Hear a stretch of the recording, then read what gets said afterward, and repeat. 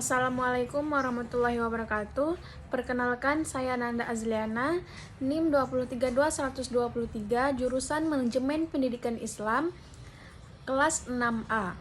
Video ini saya buat untuk memenuhi tugas mata kuliah Sistem Penjaminan Mutu untuk tugas UTS dan UAS dengan dosen pengampu Dr. Jamaluddin SAG MPDI.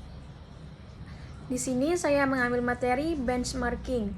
Benchmarking itu adalah teknik manajemen untuk mengukur hasil kerja atau performa organisasi atau perusahaan dengan membandingkan pada ukuran terbaik yang dikenal di lingkungan eksternal organisasi atau perusahaan.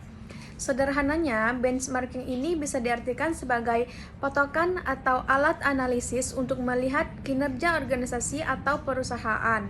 Benchmarking ini mempunyai beberapa manfaat bagi perusahaan atau organisasi, yaitu yang pertama, bisa memperbaiki kinerja perusahaan, menjadi dasar untuk peningkatan kemampuan sumber daya manusia, dan membantu perubahan budaya perusahaan atau organisasi untuk mencapai target yang diinginkan.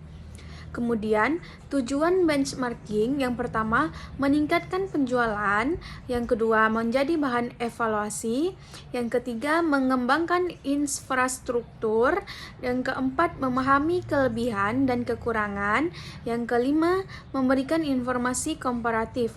Nah, yang pertama itu meningkatkan penjualan, di mana benchmarking ini dapat menjadi salah satu cara dalam meningkatkan penjualan dengan melakukan identifikasi dan riset pesaing.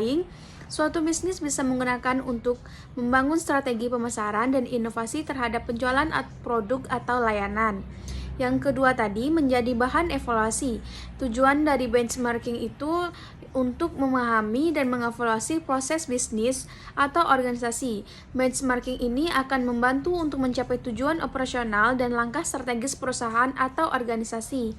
Dengan begitu, perusahaan akan menemukan cara terbaik untuk meningkatkan proses maupun kualitas produknya.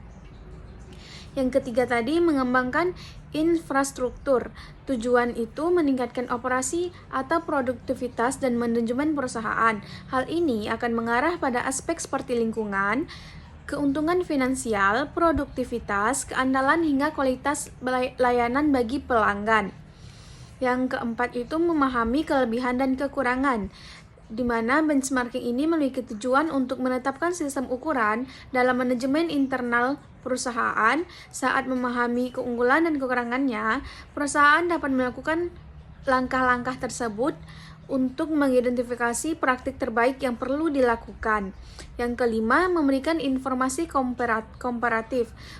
Benchmarking juga berperan dalam memberikan informasi komparatif untuk manajemen senior dan pemangku kepentingan, misalnya pemerintah atau pihak regulator yang berwenang.